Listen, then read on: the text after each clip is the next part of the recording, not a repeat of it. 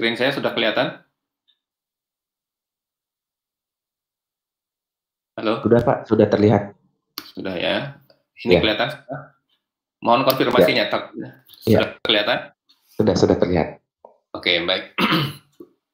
Bismillahirrahmanirrahim. Assalamualaikum warahmatullahi wabarakatuh. Selamat pagi rekan-rekan sekalian.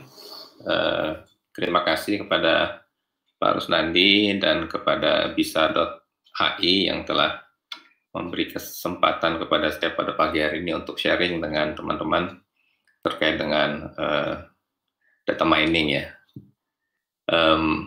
Mudah-mudahan semua tetap sehat dan tetap jaga jarak. Kalau di kamar nggak usah pakai masker nggak apa-apa ya, tapi kalau keluar rumah jangan lupa pakai masker. Oke, topik saya ini adalah data pre-processing dan algoritma clustering atau metode clustering, dan nanti saya akan coba sharing terkait dengan penerapan metode clustering dan data pre-processing yang sudah saya lakukan untuk profil kesehatan di kota-kota di Indonesia. Ini bagian dari riset yang sekarang sedang saya kerjakan kebetulan ya. Jadi outline-nya hari ini saya akan jelaskan tentang data pre-processing dulu, kemudian metode clustering, dan setelah itu baru kita lihat implementasinya seperti apa. Ya. Kalau ada kendala mohon informasikan ya, Mas Rusnandi ya. Oke, saya kayak ngomong sendiri nih.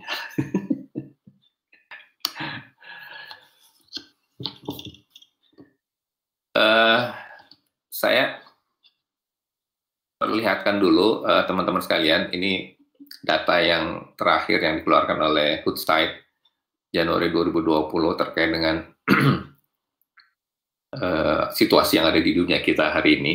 Jadi hitungan mereka, jumlah penduduk dunia hari ini tuh sudah mencapai 7,75 miliar, sangat banyak ya.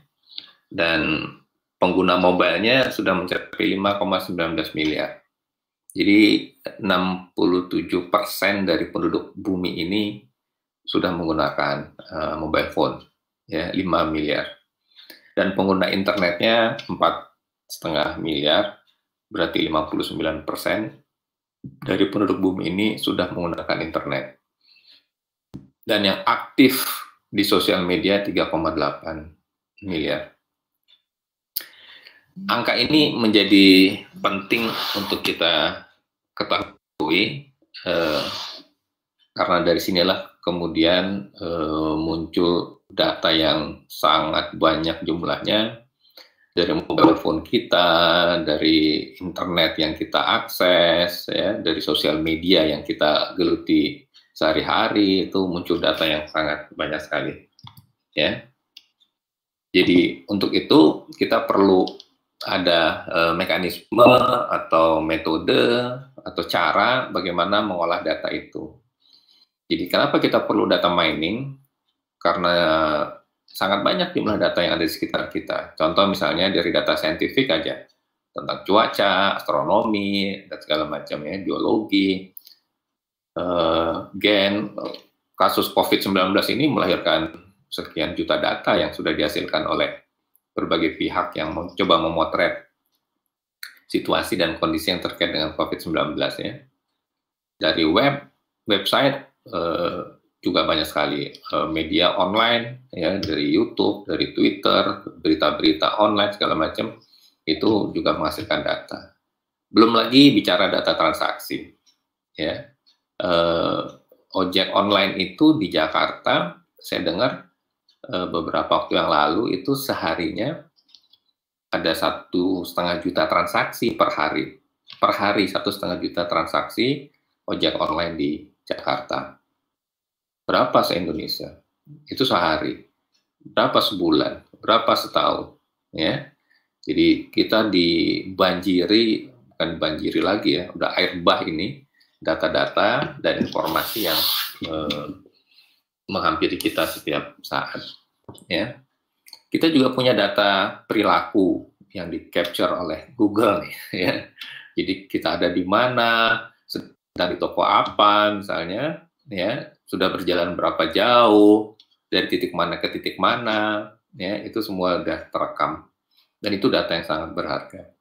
Jadi tidak heran kalau startup itu banyak yang mendapatkan uang dari investor, padahal startup itu masih berdarah-darah gitu, ya, belum dapat keuntungan, belum dapat profit, tapi mereka sudah track para investor untuk menggelontorkan uang ke mereka. Dan nggak tanggung-tanggung 2 triliun, 5 triliun gitu ya kepada startup-startup ini. Apa yang mereka cari sebetulnya? Data ya. Mereka tidak mengejar aset, mereka belum mengejar profit juga. Data yang mereka cari. Ya, itulah sebabnya kenapa revolusi industri itu muncul. Dianggap orang sekarang ini revolusi industri keempat karena kita menghadapi kehidupan yang baru yang semuanya berubah atau berbeda dari sebelumnya. Nah, jadi karena data yang banyak itulah maka kemudian konsep data mining jadi sangat relevan dan sangat dibutuhkan saat ini. Ya, per definisi data mining adalah cara kita atau teknik kita yang secara efisien bisa melakukan analisis terhadap data yang sangat banyak. Ya, jadi datanya banyak, kan kita bingung juga kalau diberikan data kasus tadi ojek online, pimpinannya minta tolong berikan saya informasi daerah mana saja yang paling banyak pengguna ojek online-nya, di kawasan mana, apa di pasar, apa di mall, apa di terminal, apa di stasiun, jam berapa aja biasanya para pengguna itu menggunakan ojek online, berapa jauh mereka pergi biasanya, 1 kilometer, 2 kilometer, 10 kilometer, berapa rupiah yang mereka gunakan, ya kan informasi seperti itu sangat penting bagi pimpinan perusahaan kan, supaya mereka bisa ngambil keputusan, oh ini inovasi yang harus kita lakukan begini, ya daerah ini rame, karena daerah ini rame maka kita bisa kasih diskon misalnya, ya atau kita bisa kasih tambahan cashback misalnya, ya dan seterusnya. Jadi keputusan-keputusan yang akan diambil oleh pimpinan itu sangat bergantung pada suplai data yang diberikan oleh data scientist melalui proses pengolahan data mining. Ya, dan itu menjadi sangat relevan sekarang ini untuk kita lakukan. Ya. Jadi data mining per definisi juga ada yang menyampaikan dia merupakan analisis dari dataset untuk mendapatkan relasi unsuspected, relasi-relasi hubungan-hubungan antar data yang tidak terduga, misalnya ya kita nggak tahu ada informasi apa, tapi dengan teknik-teknik data mining tertentu maka bisa didapatkan informasi insight yang sebelumnya tidak diketahui gitu ya. Ya termasuk untuk mensummarize, ya, meringkas, mencari kesimpulan dengan cara yang baru, ya yang tentunya dipahami dan berguna bagi data analis. Ya, itulah sebabnya juga kenapa ya buat saudara-saudara yang sedang menggeluti dunia IT, kalau masih bersemangat untuk mencari dunia baru di IT, saya sangat menyarankan pergilah ke data scientist ya. Data scientist lagi booming ini, lagi dibutuhkan di mana-mana dengan jumlah data yang sekian banyak yang tadi saya tunjukkan ya. Hampir semua korporasi membutuhkan data scientist, tidak hanya startup tapi semua ya, karena mereka sekarang juga sudah mulai tertarik untuk mengambil informasi knowledge dari Twitter ya, dari Facebook, dari Instagram ya, belum lagi dari media online yang sangat banyak ya. Jadi tenaga kerja yang punya keahlian data mining ini jadi sangat dibutuhkan. Biasanya kalau sangat dibutuhkan berarti lumayan juga ininya ya, kompensasinya. Nah, dengan data mining kita juga berusaha untuk menemukan model-model dari data yang bisa menjelaskan data, bisa memprediksi, bisa mensummarize tadi dan mengekstrak beberapa fitur-fitur utama dari data itu. Nah, saudara sekalian, di dalam data mining ini prosesnya tidak hanya proses data mining dengan algoritmanya, tapi kita juga ternyata dihadapkan oleh sumber data yang sangat beragam, yang sangat tidak terstruktur, yang sangat kacau kalau bisa dibilang ya, strukturnya banyak noise, tidak lengkap, tidak konsisten, segala macam. Nah, perlu ada data cleaning dulu supaya data itu siap untuk diproses ke dalam data mining. Itulah sebabnya tema kita pada pagi hari ini adalah data pre-processing, ya, memproses data sebelum masuk ke data mining. Kenapa itu perlu? Ya, data mining nggak bisa diterapkan dengan data yang sangat beragam, yang sangat heterogen, dengan bentuk data yang sangat bervariasi, dengan format data yang berbeda-beda. Nggak bisa kita langsung menerapkan algoritma data mining tanpa kita memproses lebih dulu data yang kita dapatkan. Ya, nanti ada beberapa teknik data pre-processing yang saya sharing dengan Anda semuanya. Termasuk juga setelah data mining kita terapkan, perlu ada data post-processing, visualisasi data dengan grafik, diagram, ya, dan segala macamnya. Dan sebagian orang akhirnya menganggap proses data mining itu mulai dari data pre-processing sampai post-processing. Nah, jadi apa itu data pre-processing? Data pre-processing di dalam proses machine learning atau data mining adalah tahapan di mana data kita transformasikan, ya, atau kita migrasikan atau kita rubah sedemikian rupa sehingga mesin atau komputer bisa mengenal itu, ya, bisa membaca itu dan bisa mengolahnya. Karena pada dasarnya mesin tidak mengerti teks, image, video, ya, yang mereka tahu adalah angka. Jadi kalau komputer membaca gambar kucing, gambar anjing, gambar ayam, gambar ikan, yang dibaca oleh komputer bukan gambar. Yang dibaca oleh komputer adalah angka, ya, angka yang ada di dalam gambar itu, pixel-pixel, ya, nilai dari pixel-pixel yang ada di dalam gambar. Nah, karena itu kita perlu melakukan proses agar supaya ada standarisasi data yang kita akan berikan kepada proses data mining. Nah, dalam proses itu kita akan mengumpulkan data yang disebut dengan dataset nanti, ya. Dataset bisa dianggap sebagai kumpulan data objek atau objek data, ya, sering juga disebut record, points, vectors, case, samples, observation, entity, segala macam. Pokoknya objeknya, ya, datanya, objeknya. Nah, objek itu mempunyai fitur atau atribut atau field, ya, yang menceritakan karakteristik dari objek tersebut.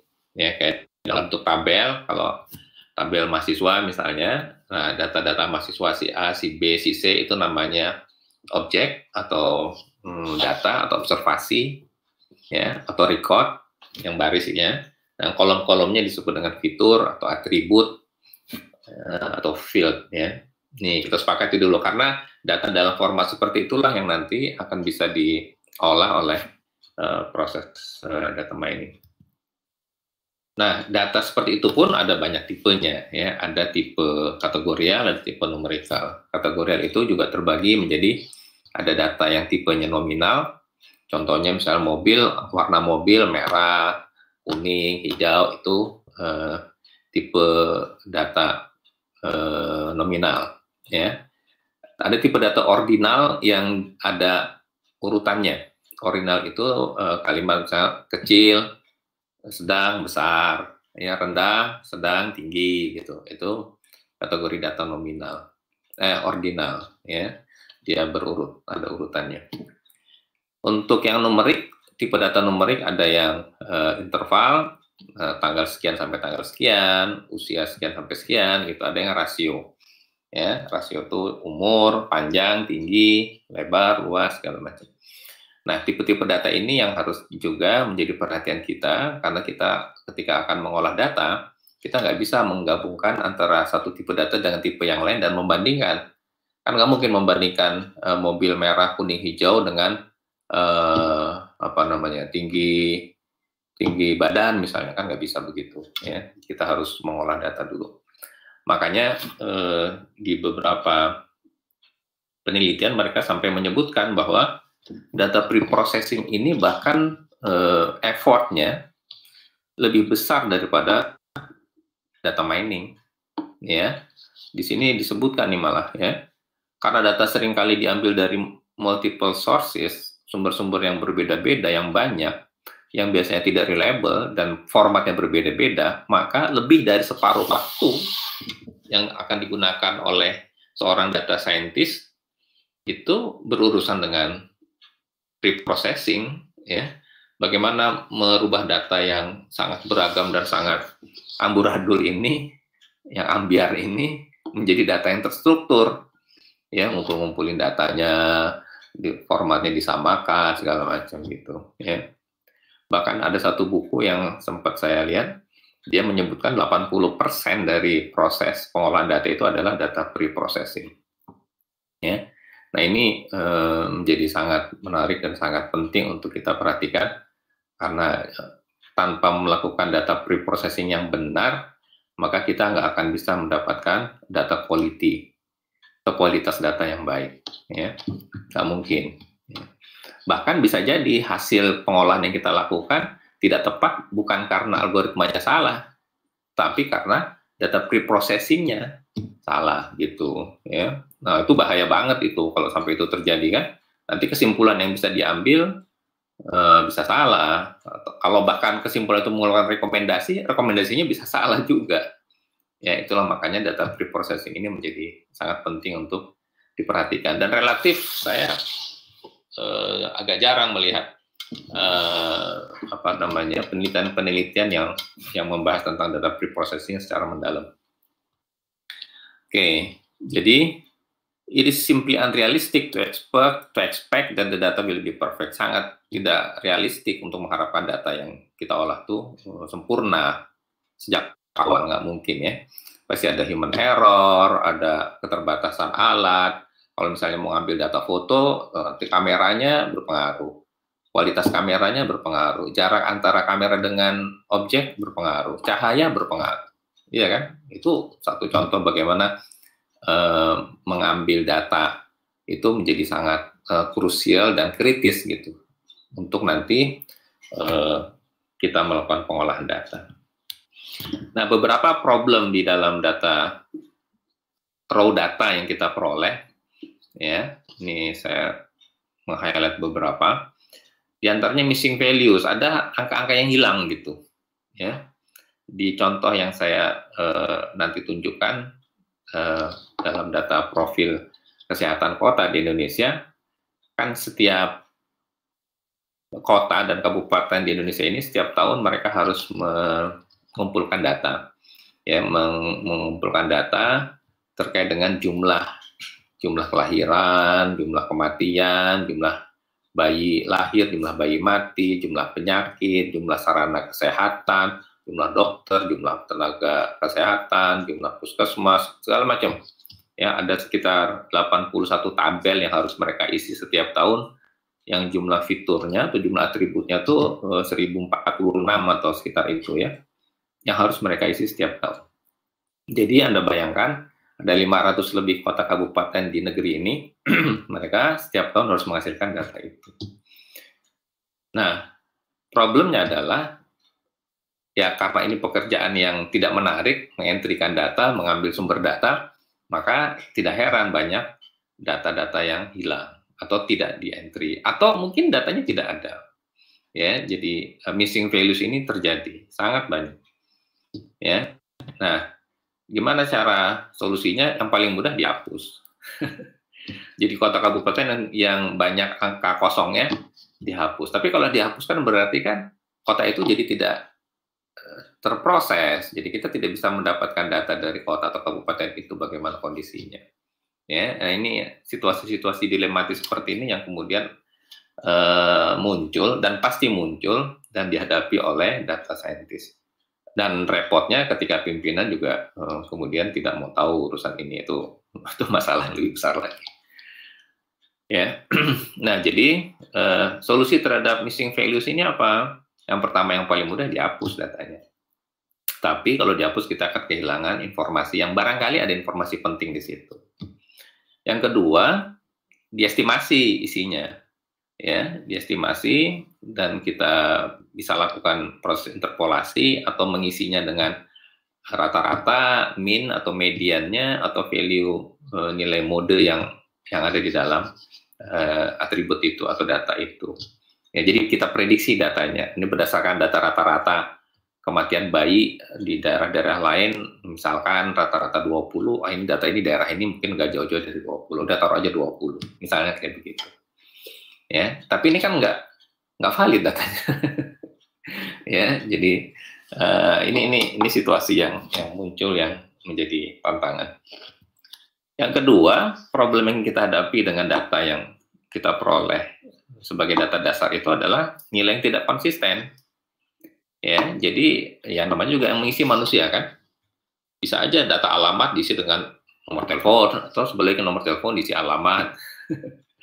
Atau angka kematian bayi diisi dengan angka jumlah penduduk.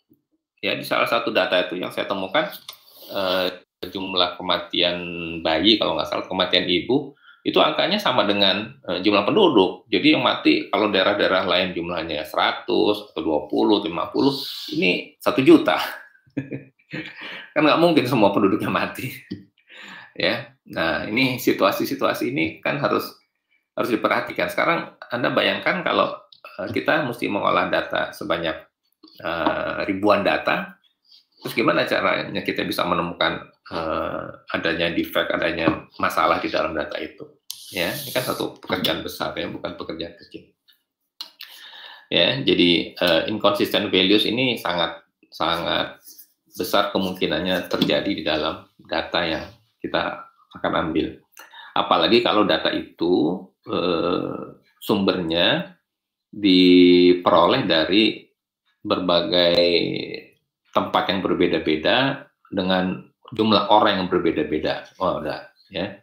Tapi maksudnya saya gini, kalau yang menginput data itu meskipun datanya ada 10.000, kalau yang menginput 1 orang atau 10 orang yang lingkungannya terbatas dengan kemampuan yang mirip, tidak jauh berbeda satu dengan yang lain, tuh potensi kesalahannya akan lebih kecil. Tapi kalau data yang kita miliki misalnya 10.000 atau 20.000 data yang itu di-entry oleh orang-orang yang sangat berbeda-beda, tingkat pendidikannya, tingkat ekonominya, ya, tingkat stresnya, ya, itu bisa dibayangkan data seperti apa yang akan kita peroleh. Ya. Jadi potensi human error, potensi salah input itu akan sangat besar, sehingga PR-nya jadi makin banyak. Yang lain duplicate values, ya, nilai-nilai atau angka-angka yang 2 kali entry. Ya, ini menemukan duplicate values juga nggak mudah juga. Ya, misalnya dia ngantuk, dia mengisi kolom mati bayi mati, ibu melahirkan mati, ibu mati, apa namanya, dia udah ngantuk, situasinya udah diisi aja angka 20, 50, 100, ya, atau udah 20 semua aja deh, di copy aja, ya kan repot juga kalau kayak begitu. Dan kita nggak tahu bahwa data itu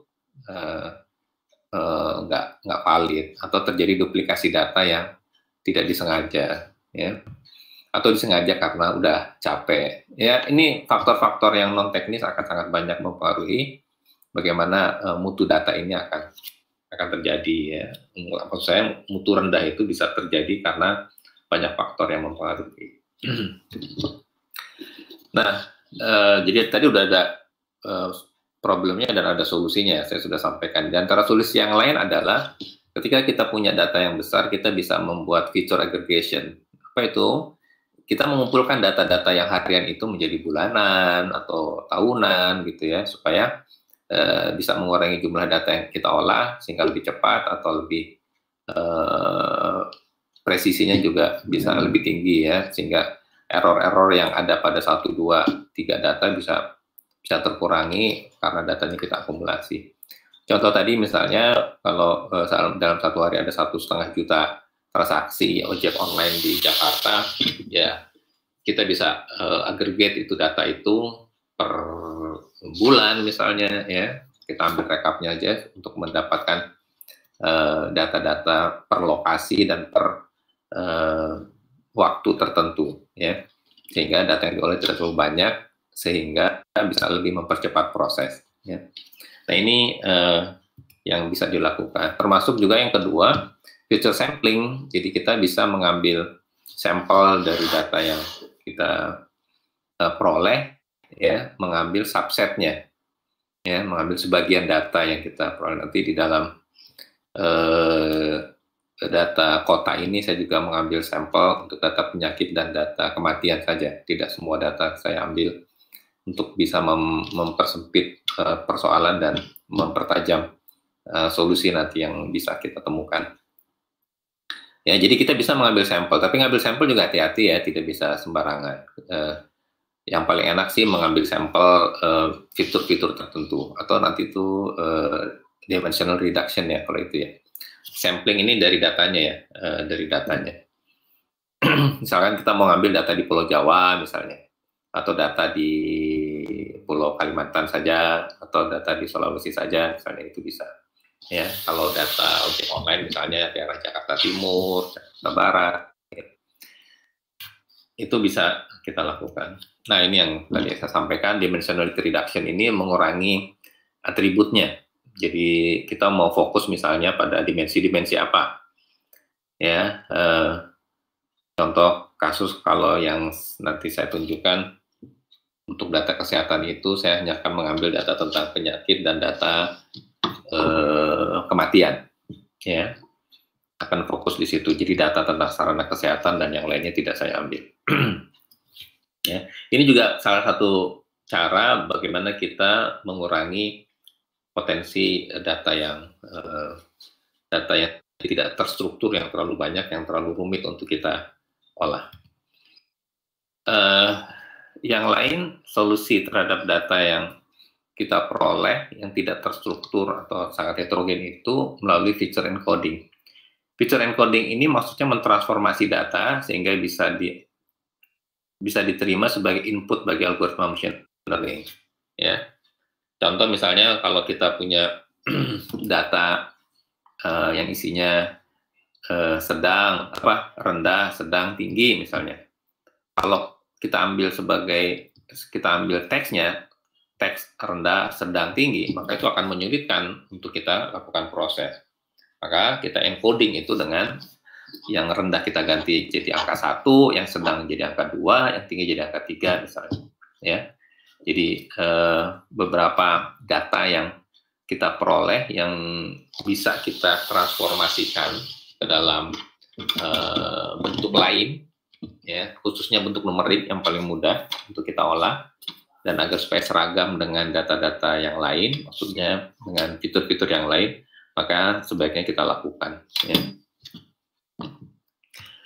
Nah, itu beberapa persoalan yang ada di dalam data pre-processing. Jadi kita punya data sangat beragam, heterogen dengan berbagai kondisinya tadi ya.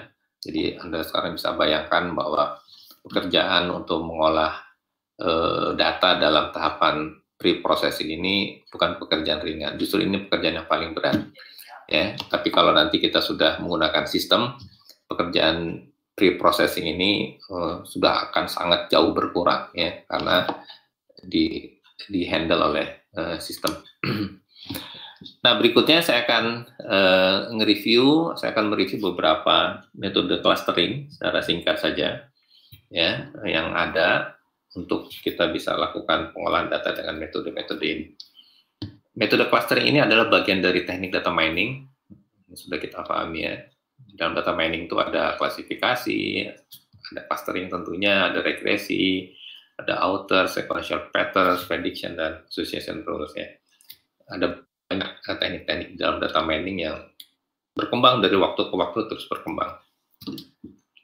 Nah, di dalam clustering sendiri ada beberapa metode yang ada, dan ini juga terus berkembang ya. Saya bahkan hampir nggak bisa ngikuti semuanya dan nggak bisa mencoba memahami semuanya ya, karena perkembangannya sedemikian cepat ya, sejalan dengan data yang sangat beragam tadi tentunya ya.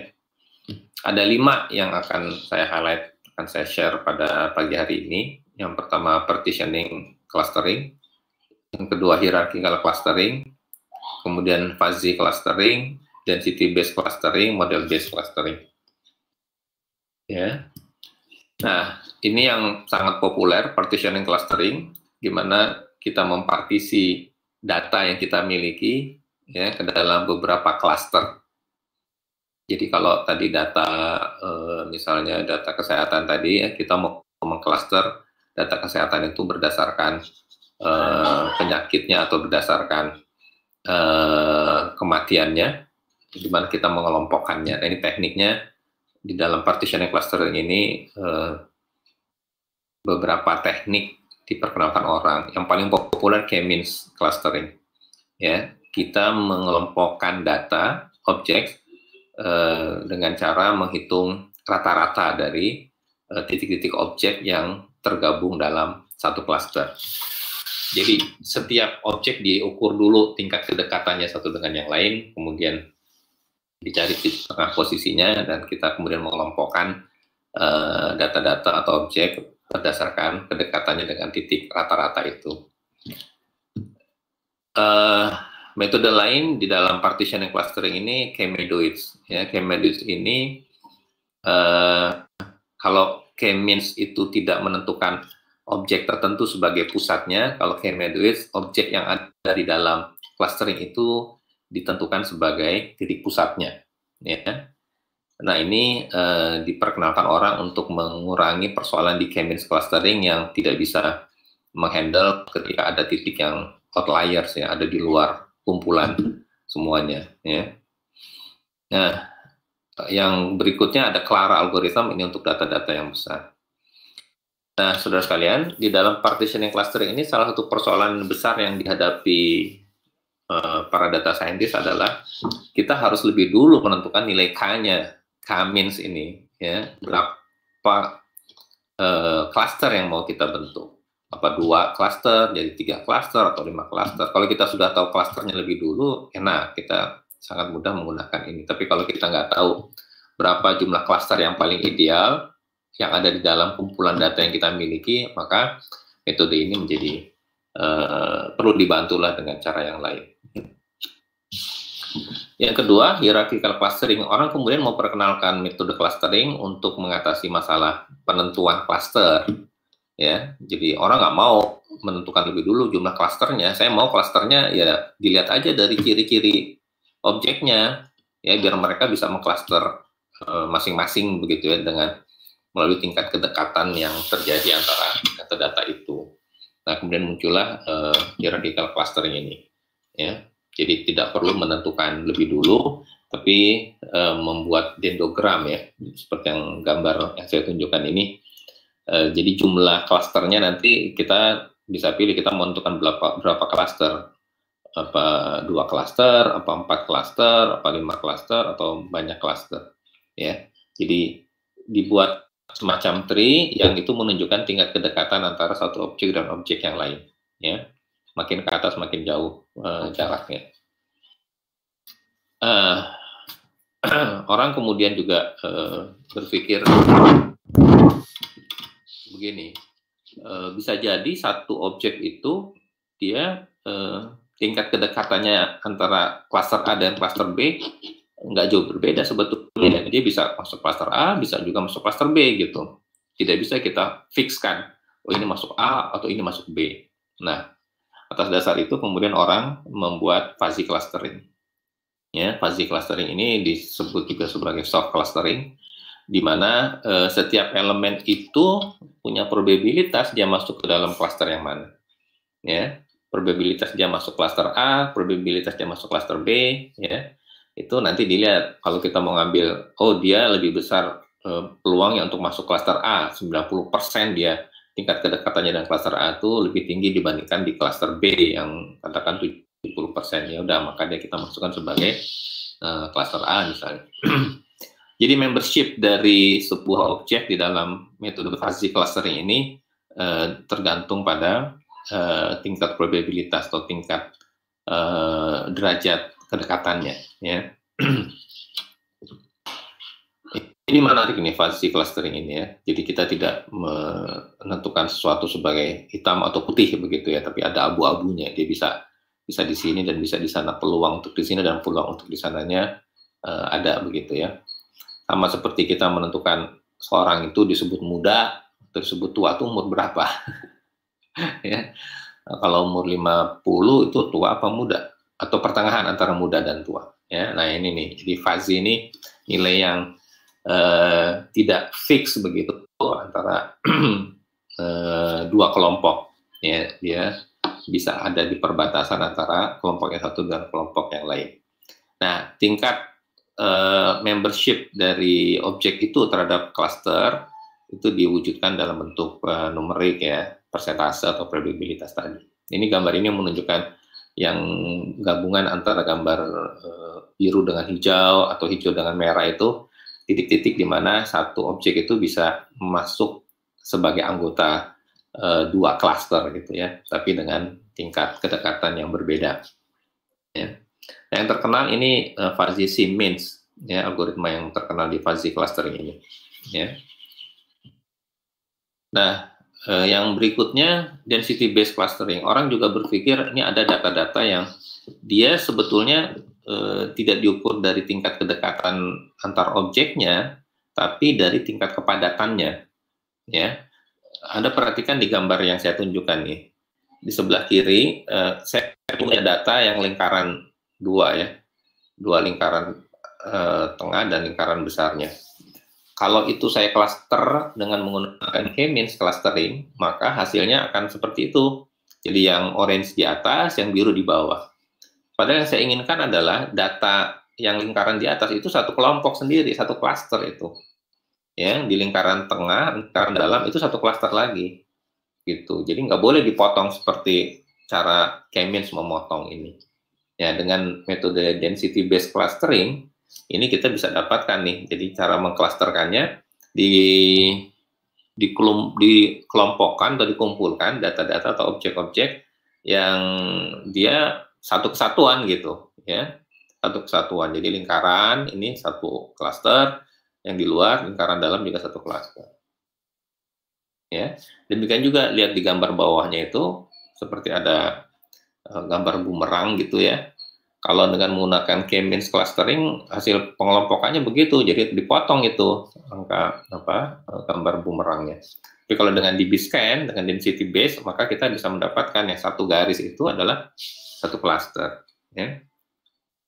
Nah demikian juga yang lain. Ya. Jadi density based clustering ini muncul karena kebutuhan orang untuk mengidentifikasi data yang sifatnya tingkat kedekatannya nggak bisa kita ukur hanya dengan berupa jarak antara objek tersebut dengan objek yang lain, tapi juga dari tingkat kepadatan keterkaitan objek tersebut dengan objek yang lain dalam satu apa istilahnya satu kesatuan lah begitu ya. Nah ini density based clustering ya, metode yang berbeda lagi. Yang relatif lebih baru ini model based clustering. Ini masih agak kompleks dan ketika saya jalankan ini prosesnya yang paling lama ini. Ya, karena dia mencoba untuk men-treatment proses clustering itu di masing-masing cluster berbeda-beda modelnya. Ini agak complicated dan perlu ada proses yang agak panjang untuk menentukan model apa yang diterapkan untuk cluster yang mana gitu, karena masing-masing cluster nanti bisa mempunyai model-model yang berbeda-beda. Nah itu beberapa atau 5 metode clustering atau algoritma clustering yang sempat saya dalami dan kita share. Ada beberapa metode yang lain yang barangkali nanti di kesempatan yang lain kita coba diskusikan. Nah saya kemudian mencoba implementasi dari dari metode-metode clustering dan data processing tersebut terhadap profil kesehatan kota di Indonesia ya. Tujuan dari penelitian ini adalah untuk mengetahui tingkat kesehatan suatu kota atau kabupaten dibandingkan dengan kota kabupaten Indonesia. Jadi saudara sekalian, begini backgroundnya. Jadi ketika kita mempelajari sebuah metode, algoritma atau teknik tertentu, mari kita coba aplikasikan itu untuk kebutuhan data yang ada di sekitar kita gitu ya. Karena Indonesia ini sangat kaya dan sangat beragam kondisinya. Jadi kita punya sangat banyak data, sangat kaya akan data. Mari kita coba selesaikan persoalan-persoalan yang ada di negara kita satu persatu dengan menggunakan teknik-teknik pengolahan data yang sudah ada, yang itu nanti kemudian bisa memberikan masukan untuk perbaikan ke depan. Yang kedua, kita ingin mengelompokkan kota kabupaten berdasarkan tingkat kesehatan penduduknya. Ya, jadi kita pengen mengelompokkan, oh kota-kota ini nih relatif nih tingkat penyakitnya lebih baik dibandingkan kota-kota ini, gitu ya. Ya, dan seterusnya. Data saya ambil dari profil kesehatan daerah. Jadi setiap daerah itu, setiap provinsi mereka harus menerbitkan profil kesehatan namanya, data profil kesehatan provinsi. Ini beberapa contoh saya tampilkan covernya. Ini saya dapatkan dari internet ya. Jadi asumsi saya kalau sudah di internet, di website mereka ini sudah menjadi public domain yang bisa kita gunakan untuk kepentingan penelitian atau kepentingan akademik. Ya. Nah, informasi apa sih yang ada di dalam data profil kesehatan itu? Di situ ada cerita tentang derajat kesehatan masyarakat, umur harapan hidupnya, tingkat kematiannya, status gizinya, tingkat kesakitan, ya penyakit-penyakit maksudnya, ya. Kemudian juga situasi upaya kesehatannya, pelayanan kesehatan dasar, perbaikan gizi masyarakatnya, pelayanan kesehatan ibu dan anak, pembinaan kesehatan lingkungan. Ini buat teman-teman yang belum pernah berurusan dengan ini, mudah-mudahan ini jadi informasi baru ya. Bahwa pemerintah tuh selalu mencoba untuk menaikkan taraf kehidupan kita, termasuk taraf kesehatan kita, melalui upaya-upaya yang terus-menerus, tapi juga berdasarkan laporan dari setiap daerah. Sehingga nanti ini menjadi dasar untuk memberikan anggaran kesehatan untuk setiap daerah. Kalau daerah ini tingkat kesehatannya masih rendah, ya tambah. Kalau jumlah tenaga dokternya masih sedikit, ditambah. Puskesmasnya masih kurang, ditambah, misalnya gitu ya. Nah, ini memang jadi sangat strategis dan sangat penting apa yang dilakukan oleh teman-teman di dinas kesehatan di berbagai daerah gitu. Karena tanpa laporan ini kita nggak bisa dapat informasi bagaimana kondisi kesehatan di suatu daerah. Ya, makanya orang-orang IT jadi besar perannya di sini, para data scientist, untuk bisa mengolah data dan memberikan rekomendasi kepada orang yang punya otoritas untuk nanti mengambil kebijakan yang lebih tepat. Ya, pembinaan kesehatan lingkungan, termasuk sumber daya kesehatan, tenaga kesehatannya, dan fasilitas kesehatannya. Nah, seperti yang saya sampaikan tadi, data ini diambil dari buku profil kesehatan provinsi yang di dalamnya ada profil kesehatan kota kabupaten.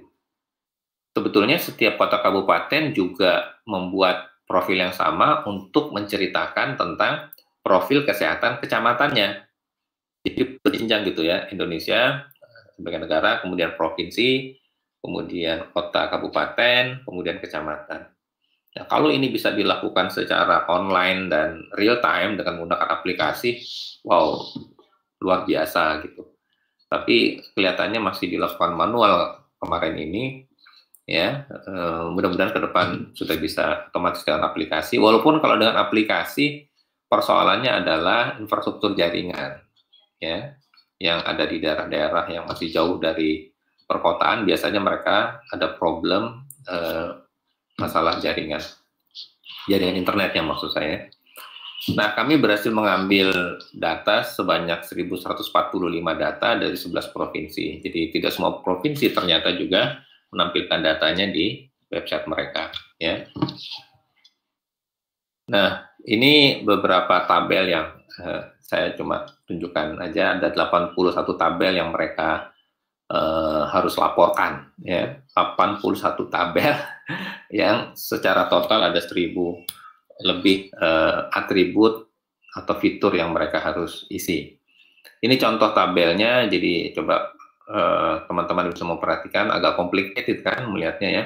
Ini contoh kabupaten, ini daerah mana nih? Kalimantan Timur. Ini calon ibu kota ini ya. Ada Kabupaten Pasir tuh. Pasir ada yang calon ibu kota kita yang baru ya. Ada 18 puskesmas, jumlah penyakit campaknya ada laki-lakinya 15, perempuannya 23, totalnya 38. Ya, jumlah kasus campak itu. Di Kutai Kartanegara jumlah kasusnya 136, yang lakinya perempuan 124, total 260. Ya, ini banyak data yang kosong juga kan. Coba perhatikan di Penajam Pasir Utara tidak ada jumlah kasus campak. Ya, nah apakah memang kosong atau tidak dilaporkan atau tidak ada atau bagaimana? Ya, demam berdarah juga. Demam berdarah ini yang tabel sebelah kanan di Kabupaten Pasir. Oh, ini ada Penajam Pasir Utara nih. Ini yang kalau nggak salah calon ibu kota kita di sini ya. Penajam Pasir Utara. Itu jumlah kasus DBD-nya relatif rendah itu.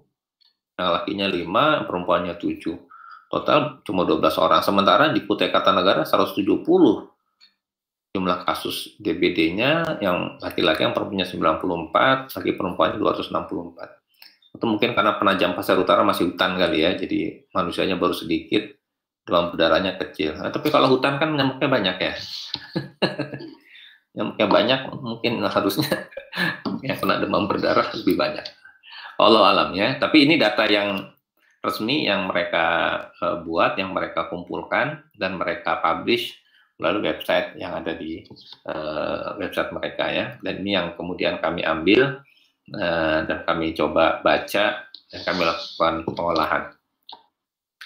Nah, jadi saudara sekalian, karena file yang diperoleh dalam format PDF, ini bagian dari proses data pre-processing, kami harus melakukan konversi dulu untuk bisa diolah, konversi ke Excel.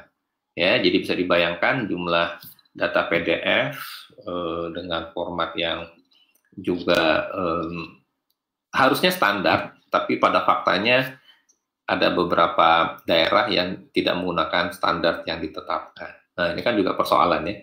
Jadi meskipun dari pusat misalnya sudah menentukan, ini loh tabel Excel yang harus Anda isi, formatnya kayak gini.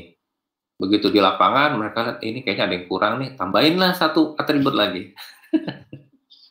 Ya, nah, inisiatif-inisiatif sporadis seperti ini kan sering terjadi ya di negara kita ya. Jadi mereka sering menganggap, oh ini tambahin sedikit nggak apa-apa lah gitu. Ya karena mereka tidak tahu bahwa data ini mungkin di pusat diimport untuk dimasukkan ke dalam aplikasi gitu. Ya, kalau data diimport masuk ke dalam aplikasi, nggak bisa data itu kemudian kita rubah formatnya atau kita rubah standarnya, ya jadi masalah kan. Nah ini situasi-situasi seperti ini yang sering terjadi ya. Jadi bagi para data scientist, kalau Anda menemukan kondisi di mana data tidak bersih, masih banyak yang salah atau apa ya, mohon dimaklumi gitu. Karena situasi di lapangan tidak bisa diprediksi dengan baik. Oke. Nah, jadi ada 1046 atribut yang kita kumpulkan, dan dari situ saya hanya mengambil 17. Saya zoom, saya ambil 17 yang terkait dengan kematian dan kesakitan. Jadi saya ngambil tahun, provinsi, kota, populasinya, densitinya, bayi mati, balita mati, ibu melahirkan mati, ibu mati, TBC, pneumonia, diare, campak, kusta, campak, DBD, malaria, filariasis, hipertensi, dan diabetes. Ya, kenapa saya ngambil ini? Karena ya kita mau melihat beberapa pada aspek kematian dan aspek penyakit dari masing-masing kota itu. Nah, apa yang menarik yang kemudian kita temukan? Banyak data kosong, ya. Baik kosong karena tidak ada datanya, ya, atau ada tapi nggak diisi. Kan ada dua kemungkinan data kosong ya, nggak mau ngisi, atau memang datanya tidak ada. Nah, kalau data tidak ada kan nggak mungkin juga mereka tulis 0. Ya. Sebagian data tidak konsisten. Misalnya jumlah kematian ibu lebih besar dari jumlah penduduk, seperti yang saya bilang tadi. Ya, jumlah penduduknya 500.000, jumlah ibu matinya 600.000, kan nggak mungkin. Ya. Yang ketiga, format data tidak konsisten. Ya, untuk menulis angka desimal ada yang pakai titik, ada yang pakai koma. Ya, misalnya jumlah apa, rasio apa, 50,7, 50,7, ada yang nulis 50,7. Simple sih, tapi masalah kan ketika kita import data itu nanti dianggap teks atau dianggap numerik. Nah, apa yang kemudian kami lakukan untuk data-data kosong? Ini sebetulnya agak dilematis. Data kosong itu sangat banyak. Mau diisi 0 atau diisi rata-rata. Sementara kami mengambil yang mudah dulu, dikasih 0. Ini saya menggunakan bahasa R ya, R language. Pakai R Studio untuk mengolah data ini. Kemudian format data desimal itu ya distandarkan, kalau titik jadi koma, kalau koma jadi titik. Ya, kemarin saya coba standarkan semua pakai titik ya kalau nggak salah. Ya, kemudian juga ada beberapa data yang salah yang kemudian saya ambil dengan data yang terdekat. Ya, data dari daerah lain tapi yang terdekat dengan kota itu. Ya. Nah, ini juga semua pakai asumsi ya. Jadi apa yang kita lakukan dengan data pre-processing ini bisa jadi penyebab kalau nanti ada prediksi yang tidak tepat ya, atau kesimpulan yang salah, itu ya bisa jadi karena ada data pre-processingnya yang harus kita ambil salah satu opsi karena kondisi data yang buruk. Ya, nah saya coba identifikasi nih. Ya, jadi akhirnya data yang kita ambil ada 1145, kolomnya ada 17, dan saya coba identifikasi ini ada berapa jumlah baris yang datanya kosong. Ternyata dari 1145 baris itu yang datanya full komplit cuma ada 172. Ya. Jadi dari 1145 kota kabupaten, data ini kan ada yang berulang ya, dari tahun 2015, 16, 17 begitu. Kalau jumlah kota kabupaten di Indonesia ini kan cuma 500 sekian, tapi data ini jadi 1000 karena kami mengambil data dari tahun 2000, ada yang 2014 ya, ada yang dari 2015 ya. Kami kumpulin aja semuanya jadikan satu. Nah, kalau dilihat dengan menggunakan function ini di R, saya bisa mendapatkan ternyata yang full, yang nggak ada null values-nya, yang nggak ada kosongnya cuma 172 begitu. Nah, kan sangat mengagetkan ya. Nah, kalau dilihat lagi dari kacamata atributnya, fitur-fiturnya, kalau tahun sama populasi ini nggak mungkin nol ya, pasti ada datanya. Oke, density masih ada. Kota kabupaten yang tingkat kepadatan penduduknya nggak diisi, ada 5 yang nggak ngisi. Bayi mati ada 24 nolnya. Balita mati 29 dan seterusnya. Ini yang mencengangkan hipertensi dan diabetes ada 400 kota kabupaten yang nggak ngisi. Lalu gimana sikap kita terhadap situasi ini? Ya kan? Kalau kita taruh 0 sebetulnya masalah, karena nanti dianggap penyakit itu nggak ada di daerah itu. Ya, misalnya ada 405 daerah yang nggak mengisi data tentang hipertensi. Kalau kita taruh 0 berarti kan daerah itu 400 daerah tidak punya hipertensi di kota. Kan nggak mungkin juga. Ya, makanya tadi dari awal saya sampaikan persoalan-persoalan ini sangat penting untuk kita cari solusinya. Saya coba potret bandingkan antara tingkat kematian dengan populasinya. Jadi kalau kita perhatikan kematian bayi yang tabel grafik sebelah kiri ya, kematian bayi dan kematian balita ini jauh lebih tinggi dibandingkan kematian ibu. Ya, yang ini nih. Ya. Dan untuk yang populasinya tingkat populasinya rendah, mungkin kelihatannya di daerah-daerah begitu ya. Ini relatif datanya tinggi ya, tingkat kematian balita. Kalau dibandingkan dengan density, kepadatan penduduk ya, kepadatan penduduk itu jumlah penduduk per kilometer persegi, ini agak lebih terdistribusi datanya ya. Agak terdistribusi, tapi tingkat kematian bayi dan balita masih jauh lebih tinggi dibandingkan tingkat kematian ibu. Kalau dilihat dari penyakit, nah ini penyakit yang paling tinggi ini penyakit ini nih DBD ya. DBD ini tinggi di berbagai daerah, dan untuk populasi yang relatif rendah di berbagai daerah, berarti karena populasi tinggi itu kan ada di Pulau Jawa. Ini angkanya lebih tinggi dibandingkan yang ada di Pulau Jawa yang tingkat kepadatan penduduk dan populasinya lebih tinggi. Ya, jadi artinya dari grafik ini kita bisa dapat potret bahwa persoalan di berbagai daerah masih cukup tinggi untuk kita perhatikan ya. Nah, saya kemudian coba menerapkan beberapa metode clustering ya. Ini saya coba cluster dengan 2 coba clustering dengan 2 cluster, ya. Kalau Anda lihat gambarnya ini ngerumpul ini di sebelah kanan ya.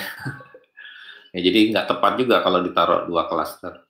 Ya, karena itu kemudian saya coba lakukan proses untuk menentukan jumlah cluster yang ideal itu berapa. Ya, dilakukan bootstrapping, beberapa simulasi kalau cluster 1, 2, 3, 4, 5 itu seperti apa kondisi clusternya, ya, dengan menggunakan function ini class gap, clustering gap, ya, didapatkan jumlah cluster yang optimal itu 1. Ya, masa clusternya 1, itu kan berarti nggak di cluster, ya. Artinya data yang kita punya ini masalah ini, ya, tidak mencerminkan situasi yang sebenarnya bisa jadi ya, karena banyak data-data yang noise tadi.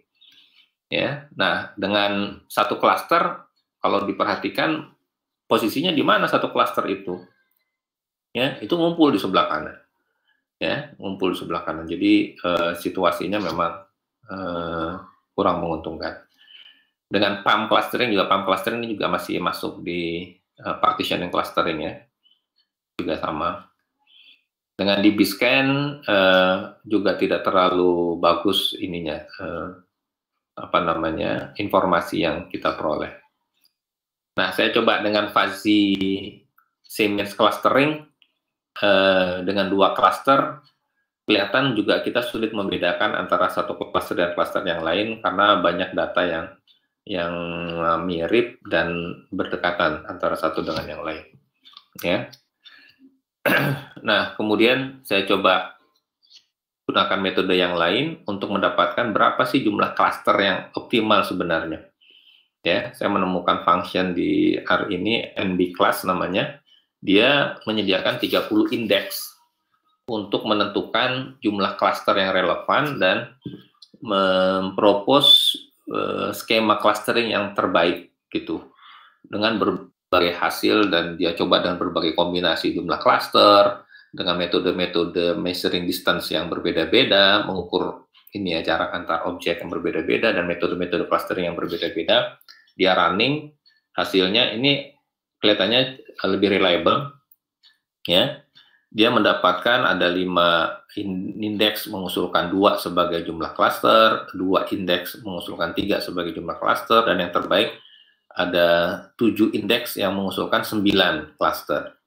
Artinya dari pendekatan ini saya bisa mendapat informasi bahwa jumlah cluster yang ideal adalah 9, kan? Coba tadi dengan K-mean 1 cluster, ya. Dengan fuzzy juga dapatnya kalau kita tentukan 2 cluster agak sulit dilihat perbedaannya. Nah, dengan metode ini saya bisa mendapatkan informasi ada 9 cluster yang diusulkan, ya.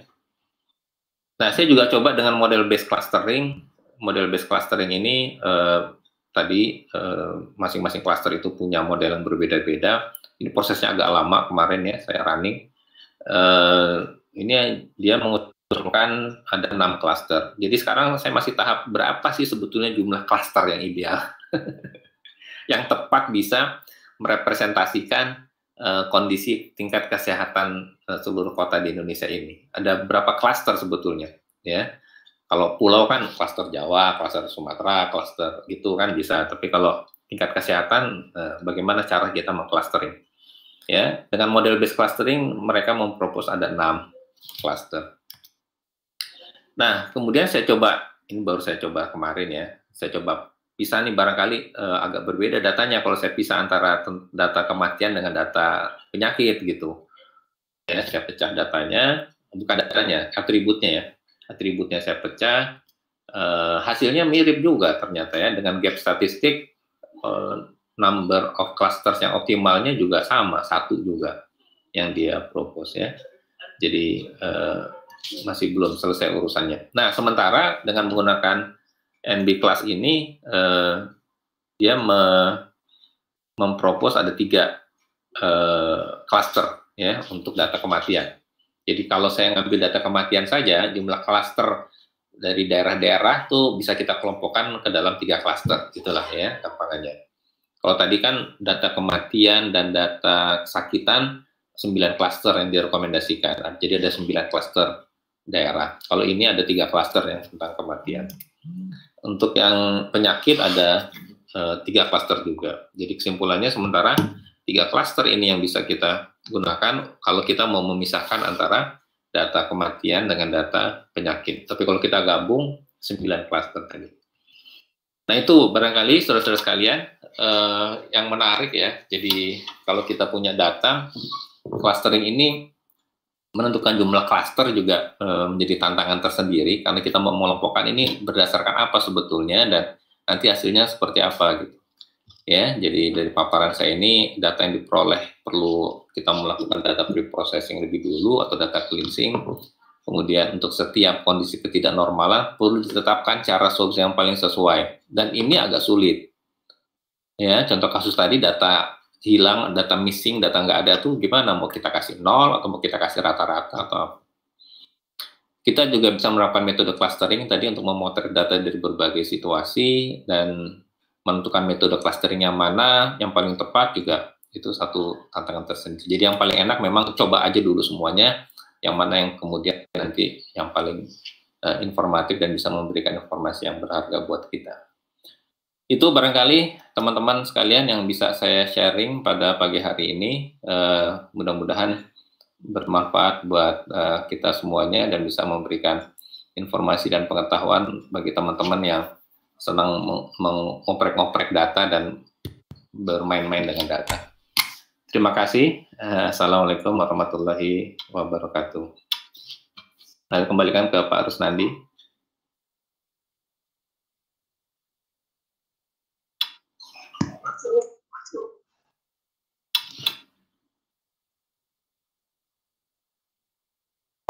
Ya, terima kasih kepada Bapak Prihandoko atas materi yang disampaikan pada hari ini. Mungkin dari teman-teman di sini ada yang ingin bertanya, boleh dituliskan di kolom komentar.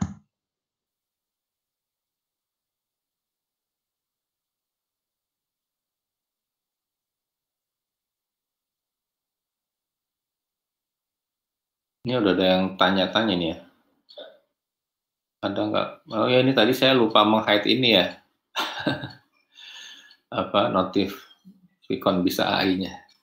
Ada yang bertanya Pak dari Januar Andi Lastanto, untuk mendeteksi pelanggan terhadap kesesuaian pelaksanaan SOP produksi sebaiknya menggunakan apa Pak? Kemudian ya, ada pertanyaan kedua, bagaimana dengan teknik pengujian metode ini? Teknik apa yang paling digunakan? Beberapa metode seperti hasilnya non-deterministik, bagaimana memiliki hasil terbaik clusteringnya? Iya, ini yang di atas juga ada nih, Bu Intan nih. Ada nggak Pak analisis data dan misalkan data citra poliklinik, karena data dilakukan bahwa aplikasi untuk mendeteksi jenis penyakit masih menggunakan pengamatan mikroskop dan seterusnya. Pengembangan teknologi kedokteran. Oke ya, ini Bu Intan dulu kali ya, Pak Rusnandi yang pertama. Iya, boleh Pak. Datanya. Jadi kalau untuk data-data data image, teknik-tekniknya juga sudah ada, Bu Intan ya, image processing. Itu nanti masuknya ke deep learning atau machine learning. Kita bisa membaca image dan kemudian mengidentifikasi objek-objek yang ada di dalam image tersebut, objek apa gitu ya. Nah, tentunya komputer perlu diajarkan dulu, makanya namanya machine learning. Misalnya kita punya data hasil ronsen paru-paru yang sehat dan hasil ronsen paru-paru yang dia ada penyakit TBC-nya misalnya. Nah, itu mesin kita berikan input dulu data-data itu, gambar-gambar itu. Nah, setelah mesin itu belajar, nanti dia akan bisa kita gunakan untuk mengidentifikasi kalau ada data image yang baru, ini mengandung, ini data paru-paru ini, gambar paru-paru ini bersih atau tidak. Ya, ini memang masih dalam riset ya. Kalau database-nya, dataset-nya sudah ada di internet, tapi dari luar negeri yang bisa dijadikan sarana untuk kita melakukan pelatihan. Ya. Nah, kalau di Indonesia ya ini memang masih dalam penelitian ya dengan image processing dan deep learning ini. Nah, bagus kalau ke depan bisa ada pusat riset yang terkait dengan itu ya.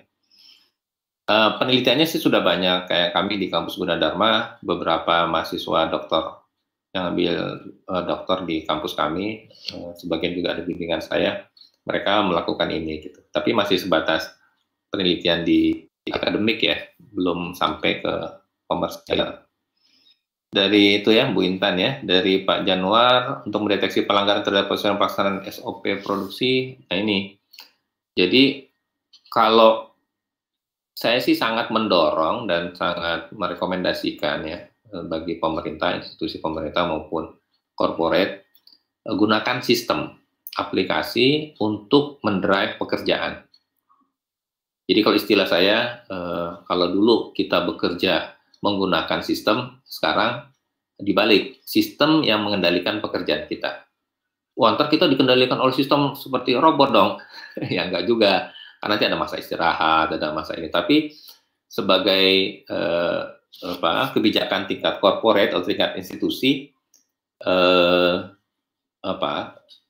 ketika pegawai atau SDM itu bekerja dengan prosedur yang fix dan itu dikendalikan oleh sistem, maka itu akan jauh lebih produktif. Contoh begini, saya dapat informasi dari teman saya yang konsultan. Ketika ada sebuah perusahaan, perusahaan itu selama ini sering mendengar menerima keluhan dari konsumennya. Nah, ketika si operator call center-nya ini bekerja tanpa sistem, maka hari itu dia mau menyelesaikan 10 komplain atau 20 komplain atau 30 komplain, ya terserah dia aja gitu. Gitu kan? Jadi hari itu dia 20, hari besok-besoknya 30 gitu. Tapi ketika sistem call center-nya itu diubah, diganti dengan computerized begitu, dengan aplikasi, maka ada SLA namanya, Service Level Agreement, yang harus dipenuhi oleh operator. Jadi dia harus menyelesaikan itu dalam waktu 2 menit, dia harus menjawab dalam waktu 3 menit misalnya. Ya, dia harus memfollow up itu dalam waktu sekian menit. Gitu. Jadi dia lebih produktif gitu. Jadi nggak perlu lagi SOP tertulis. Yang ada adalah sistem yang mengendalikan operator. Ya memang plus minus efek positifnya tingkat produktivitas operator jadi tinggi, sehari dia jadi bisa 50 komplain dia handle. Ya, tapi tentunya perusahaan harus memberi kompensasi yang lebih banyak. Ya, nah itu akan sangat baik sekali kalau di pemerintahan, di birokrasi bisa menerapkan hal semacam itu.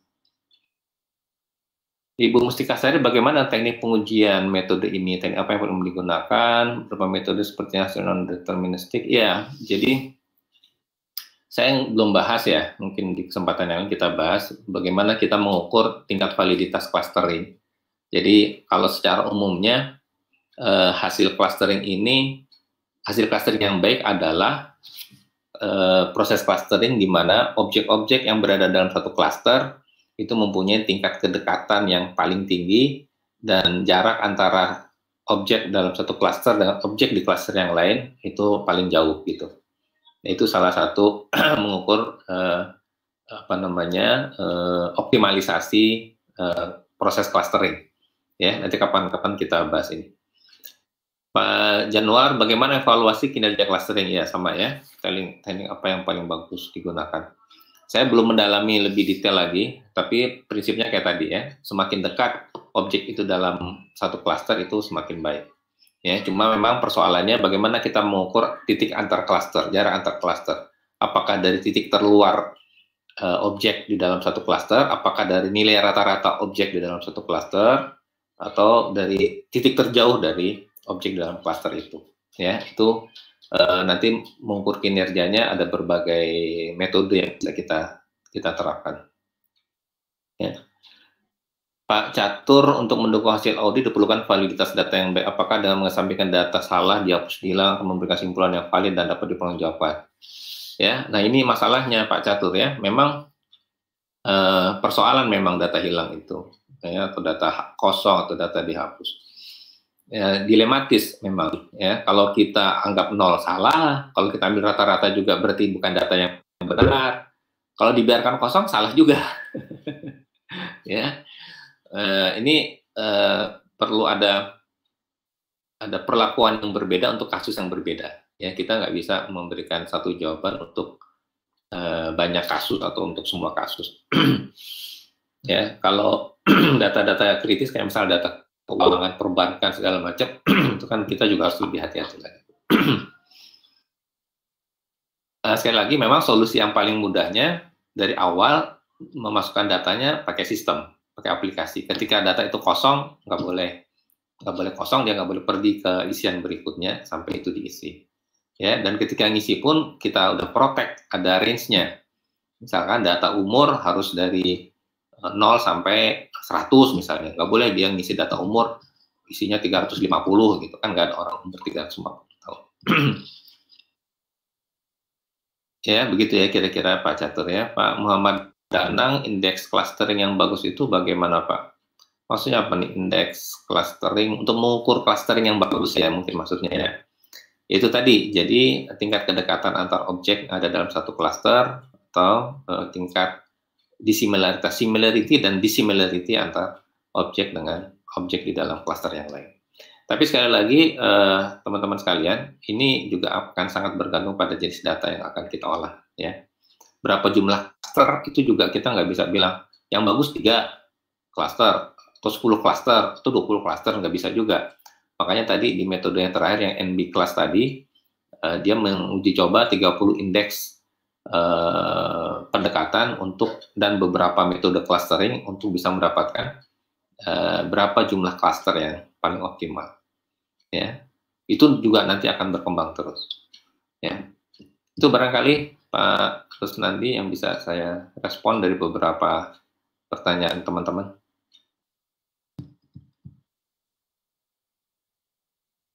Oke, terima kasih Bapak Prihandoko atas jawaban yang disampaikan dari pertanyaan teman-teman. Sekali lagi saya ucapkan terima kasih atas materi yang disampaikan pada hari ini. Kemudian mungkin ada statement yang ingin disampaikan lagi Pak, sebelum mungkin beralih ke sesi selanjutnya. Iya, baik. Yang pertama, terima kasih kepada Data AI yang telah memberi kesempatan kepada saya. Terima kasih Pak Rusnandi yang sudah memoderatori. Terima kasih teman-teman yang tetap setia, ada 54, 55 tadi, yang tetap setia untuk menyimak. Dan saya berharap ini menjadi bagian dari komitmen kita bersama untuk memperbaiki kondisi data yang ada di negara kita ya.